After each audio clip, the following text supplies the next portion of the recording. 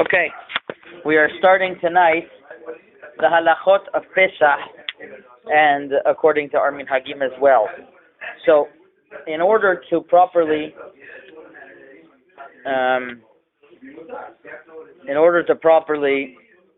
go through everything, it would take us a long time. Tonight we're going to concentrate on the halachot of Bedikat, Biur, Hametz, and the specific halachot that pertain to Bedikat and Biur Hametz, to checking the Hametz and burning the Hametz, and all different details, and some minhagim we're going to see, mostly halachot and some minhagim. So Shulchan Aruch starts in Siman Taf Lamed Aleph, and he says, "B'tchilat leil Yudalit b'Nisan, botkin et hametz leor haner bechorin uvezdakin bechol mikomot shederech leachnis sham hametz." On the night of the 14th of Nisan, that means a day before Pesach, at night, we check the hametz leor haner, by a candle. The Gemara brings a pasuk why you have to have a candle, and therefore nowadays, even though somebody has flashlights, there's an inyan al pisod, and there's in general there's an inyan why to use specifically a candle. But the poskim say that since nowadays you could, if you start going into under the mattress, like there was a story a couple of years ago, somebody went under the mattress and the whole mattress, the whole house burned down, lo aleinu, and he's going to check better using a flashlight. Definitely he should do so. Just he should start off with a candle. And now there's two minhagim about whether somebody checks the house with the lights off or with the lights on. What do you do? So every time I ask the question, I get half. Some say they have with the lights on, some say with the lights off. Really, the Gemara says to do it with the lights off, because that way that's why you do it during at night and not during the day, because during the day you're not going to be able to check properly in the crevices, because you have there's so much light, sometimes you can't focus on one area. But nowadays that we have electricity, electricity is a little bit better than regular daylight, some poskim say. So if you're able to check better by having the electricity on and the candle to go into corners, some poskim say that. Others say no. When the Gemara said any light whatsoever you shouldn't have besides oraner, that way you can go properly into the corners. And the ikar bedika is the corners. That's what the poskim say. So there are two minhagim. I think most people grew up with the minhag of having the lights closed. But what I would really want to mention is the following. The poskim bring the minhag of putting asara petitim, of putting 10 pieces of hametz all around the house. Why do we put 10 pieces all around the house? Because that way we know that we found some hametz and we could be properly fulfill the mitzvah of biur hametz, of bedikat hametz. But we're going to see that it's not so simple. The Sefer Brit Kehuna, one of the Gedolim of Jerba in Tunisia, he writes that he doesn't believe in putting on these 10 pieces, because a lot of times they get lost, and if they get lost, you have big problems, and then you have to be mevatel. For sure, that's why the poskim say to do the pieces should be less than a kezait each. But he says, bichlal, you could lose them, and it's not a good idea. But we're going to see, is it necessary really to have these 10 pieces or not? So before I discuss this, I want to ask you a question. And this is another question. How long does Bedikat Hametz usually take you? How long does Bedikat Hametz usually take you? Some people half hour. As long as it takes to get those 10 pieces. As long as it takes to get those 10 pieces. It's a game, the 10 pieces then? The game's the 10 pieces. So, many people, it takes very short. Because how much they go around, it's like a ritual. In the time of the Gemara, people did Bedikat Hametz. They didn't clean so much before Pesach. When did they clean? The night of Pesach. And that's when they would do a Bedikat and look for real Hametz. Nowadays, we've been cleaning for a month. Some ladies start already to Bishvat, even on a leap year. They're mahmir. So you can imagine, what type of joke are you doing? You're going to does this closet have chametz? What do you mean does this closet have chametz? You're the one yourself who your wife made you clean it 10 times over. Is there chametz or not? Everything's spick and span. Anytime you've dared bringing a sandwich a little bit close to the outside of the kitchen, already you got yelled at from four corners. So there's no hametz in the house. So what are you kidding? So the truth is, we shouldn't have Bedikat Hametz nowadays. What are you doing Bedikat Hametz for? So Shlomo Zalman Auerbach, Zecher Tzadik Livracha, we're going to learn another teshuvah verse tonight. He had a teshuvah with Rabbi Shalom Misas. He said the following. He said the Bedikat Hametz is not that nowadays that you're looking for the Hametz, is that you're checking that you checked. That's the Bedikat Hametz of nowadays. You're checking that you checked. Which is a hidush. I mean, that's the biracha we're making. That's the Bedikat Hametz that we're doing nowadays. So that's Reb Shlomo Zalman Auerbach's approach. Another approach is that the Bedikat Hametz that you're doing really is for the 10 pieces. Because you know everything else is clean. But you're doing it for the 10 pieces. But if we're really doing it for the 10 pieces, and the Sharet Zion says that you have to do it so carefully, and because if you wouldn't do the 10 pieces, it could be there's a question of a bracha levatala. It could be it's a question of a bracha in vain. So therefore, says the Sharet Zion, you have to be very careful to look for the 10 pieces. But I'm not going to ask you the following question. If you yourself know where the 10 pieces are, and that's what you're relying on for Bedikat Hametz, it's called Hametz Yadua. Let me give you a mashal. If you had for supper that night pizza, you ordered pizza and it's in the garage, are you doing Bedikat Hametz for that pizza? No. That pizza, you know it's there. You can't do Bedikat Hametz for something where you know it is. You know where these 10 pieces are. It's not called Bedikat Hametz. Okay, so your wife is going to hide them. But your wife's also chayav in the Bedikat Hametz like you. So what I would suggest to do is to give... Sure, she's part of the house. She's part of the house. She's also mechuyav not to eat chametz. So she's chayav in the Biur chametz. So she's yotze with your bedika. But if she knows where everything else, I suggest that maybe, this is my suggestion, that maybe you should give it to a child under bar mitzvah. The best would be somebody who's not part of the house, but it's hard. You're going to call the neighbor now to do it. You have your maid, that's also very good. You have the non-Jewish maid or something to do it. Or a child under bar mitzvah. That's my suggestion. Well, then you get into a problem of not knowing where it is and the child... So you're right. You're right. So you have to tell the child to make sure they know where it is and not to do it too complicated. Yeah. Okay. So... yeah. That's the second approach. The third approach is that maybe you should leave a little part of your house not so well checked. That way there you properly do Bedikat Hametz. There's one Avrech in Bnei Brak who took Bedikat Hametz so seriously that he did every nook and cranny. The Arizal says that the sweat that you perspire during Bedikat Hametz is mechaper on all of your averot of the year. So he went through the whole Bedikat Hametz. He was on the floor. He really worked all night. He didn't sleep the whole night. He stayed up the whole night doing Bedikat Hametz. The next day, Erev Pesach, very busy. He's running here, he's running there. Gets to Leila Seder, out. Like a light, he woke up the next morning. He didn't fulfill matzah. He didn't fulfill a lot of bakosot. So, is that proper way to do? Lechaora, not. His wife checked everything. What is he checking?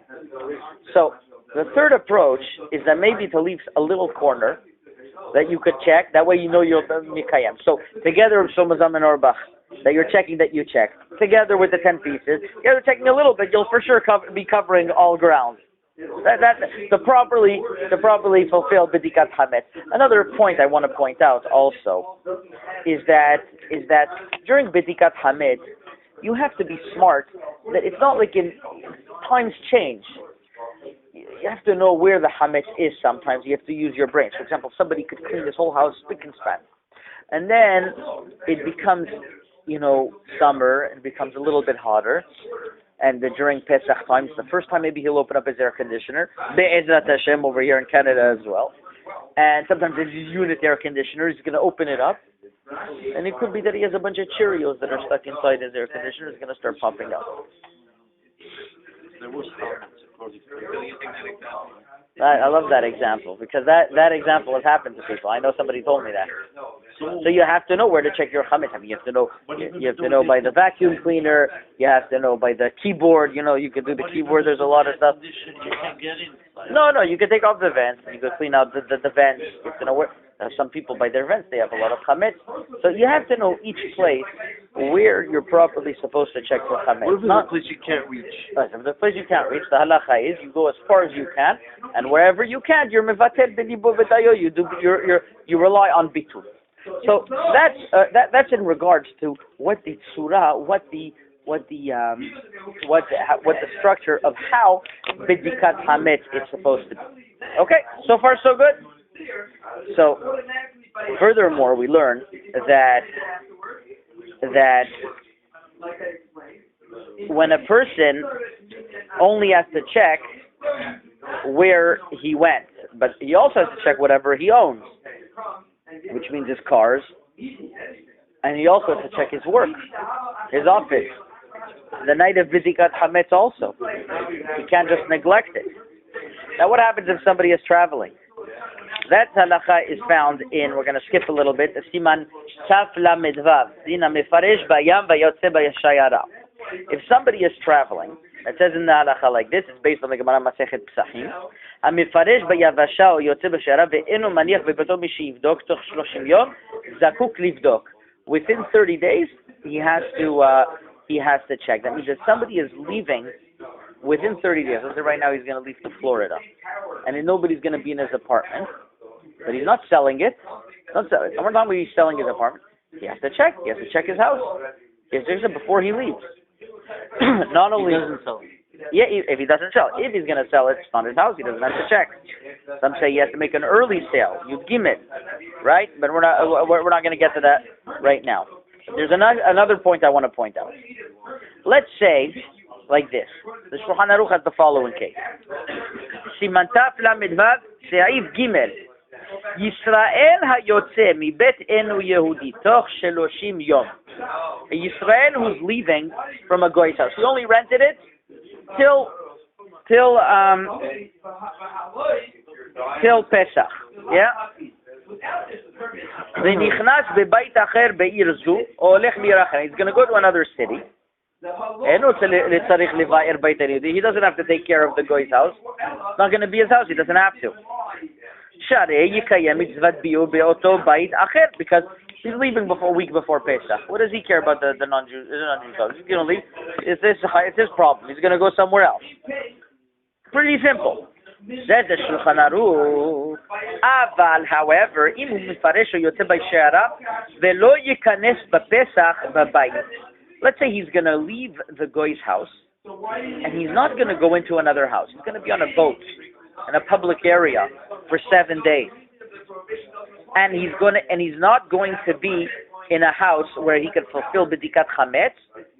Yesh mi she'omer, there is an opinion that says shehal alav chovat biur kivan shutoch lamed yom, that he has an obligation to do biur Hametz. He has an obligation to get rid of all the Hametz. In other words, to fulfill the mitzvah Bedikat Hametz, he can't make a beracha if it's not the night of Yud Dalet. That's a rule that you have to know. If you're going to go to a hotel in the middle of Pesach and you have to do Bedikat Hametz over there, you can't make a beracha. And also, if you're going to be bodek a day before Bedikat Hametz, also you don't make a beracha. The Ramah says only on Yud Dalet at night, and if you forgot, maybe you'd be able to during the day. In your hotel room, you have to. Of course you have to, but without a bracha if it's not the night of Yud Dalet. If it's the night of Yud Dalet, you have to make with a bracha. It's yours. You rented it. Now, even if you didn't bring in the chametz, so then you have to do the 10 pieces. so you still have to do one or the other. Yeah, but this is the question. This is what he says. The Shulchan Aruch says that there are those, and this is from what the Rishonim, the Avia Ezel, who writes like this: that if you're leaving the goy's house a week before Pesach, and you're not going to be anywhere where you could fulfill Bedikat Hametz, you should check the goy's house. You're not going to be there. Why? Because there's a mitzvah on every person to do Bedikat Hametz. Even though you're not going to be there. But there's a mitzvah of checking Hametz.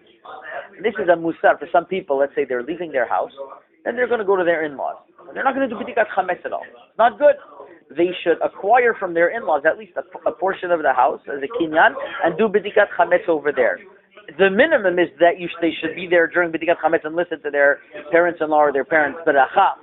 But still, there's a mitzvah on a person to do Bedikat Hametz, and he shouldn't give it up just like that. That's what the poskim bring from this halakha. It's an important point that people tend to look over. Okay, so a person did Bedikat Hametz. The next morning, he has to do Biur Hametz. Now, what's our nusach that we do that we do Biur Hametz? What does Biur Hametz mean? Is that you're nullifying the Hametz. There's a big machloket between Rashi and Tosfot. Is it a din that you're mevatel the Hametz, you nullify it ki afra de ar'a, or you make it hefker. You make it as if you don't own it anymore. Own it. So the nusach that we say is like this: Kol hamira v'hamiyat de'ita birshute dehazite delo hazita. Whatever, and you should say it in English or whatever language if you don't understand it. Any leaven or sourdough that is in my possession that I saw or I didn't see, the bi'arte ou de lo bi'arte, that I got rid of or I didn't get rid of, livtil, it should be batel, v'lehave hefker, and it should be ownerless, ke'afra de ar'a, like dust of the earth. So we have the nusach of saying we don't say hefker. So over here he brings down. I saw the I think it's from Shiur. I'm going to tell you the Mekor in a second. Who's the This he brings down different minhagei Morocco, but I'm just going to see over here. Some sidurim have on the third time somebody should say lehave hefker. Why? Because I'm going to get to the nusach in a moment. Because you're going to fulfill the mitzvah or even according to Rashi, that bitul hametz is also hefker. So to fulfill both shittot rishonim, whether it's Rashi is bitul hametz, I'm sorry, and Tosfot is hefker, you say both versions. In our machzor we don't. In your machzor you don't have it, but in some machzorim they have the third time they should say hefker. So I'm going to read you a very interesting discussion that there was between the Rabbi Shalom Misas and Hagon Rabbi Shlomo and Rabbi Shlomo Zalman Auerbach, Tzadikim Livracha, both great Gedolim. And Rabbi Shalom Misas wrote in Shur Shemesh Umagen Chelek Aleph, Siman Mem Daled, he had the following teshuvah. Somebody didn't know that vodka was hametz. There are some vodkas that are hametz, that are made from wheat, and some of them that are made from potato. So he thought that they were all, not hametz. So he just left them in his cupboard with everything else, and that's it. So now it's a couple of years, many Pesachs have passed by, and he realizes that the vodka that he has is mamash hametz. What should he do? Should he pour it out? Rabbi Shalom Misas said, since you did bitul hametz, you did bitul, you nullified, you could rely. He has a couple of reasons, but one of his reasons is since you nullified the hametz and you say lehave livtil, it should be batel. So it's like it wasn't yours. You could give it to a goy. So he gave a sefer Shemesh Umagen Chelek Aleph. He gave it to Rabbi Shlomo Zalman Auerbach. Rabbi Shlomo Zalman Auerbach wrote Rabbi Shalom a letter, and he asked him, "Kvod v'yakar machzikina tivuta begin matnat avai. Thank you for the gift." And he said, "I want to ask on what you wrote about the vodka. I'm not sure that in this case bitul could work. What does bitul hametz mean? Bitul hametz means that I nullify something." Because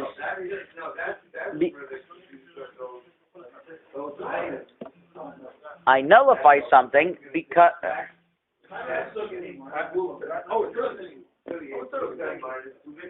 I mevatel chametz because I know that I don't know where there's chametz, so I nullify it. But this vodka I put in a cupboard. I knew where I'm putting it. That's not mevutal, says Rabbi Shlomo Zalman Auerbach. Answers Rabbi Shalom says the following. First of all, he brings the Radbaz under the early Aharonim, almost the Rishon, that says that the bitul is even on hametz that was known the hefker works. Why? Because according to the nusach according to the nusach of bitul, you're nullifying everything. But he says furthermore. He says, first of all, something that was done be'ones, it could be they never made a penalty of chametz lachar pesach. That's another discussion. And on top of that, he says our nusach is like this: de hazite de lo hazite, de yadana be u de lo yadana be. He has a nusach that we knew about and we don't know about. I don't know. Not everyone has this nusach, but he says according to nusach that we say that the hazite lo hazite, de yadana be de lo yadana be. In the piti machzor it's written the yadana be. Here I say this: de yadana be de lo yadana be. He says the kavanah is like this. That I knew about or I didn't know about means like this. The hazite means what I saw. The lo hazite is that I didn't see. And lo yadana be is that I didn't know that it was asur, but it's really asur. Like vodka over here. I didn't know it's a problem. That's what you gain by this nusach, the yadana be or the lo yadana be. And therefore, even if you put it b'kavanah, it's not. It wasn't your fault. And he says, therefore, you can use the vodka. Rabbi says, I also agree with you. You can use the vodka afterwards, but for different reasons. But Rabbi Shalom says, according to the nusach, the yadana be or the lo yadana be, even on something that you thought that was not chametz, and it turns out it was really chametz, the bitul would help. He doesn't say that you could drink it, but at least you could give it over to a goy and get hana'ah and get pleasure from it. Hazaku baruch.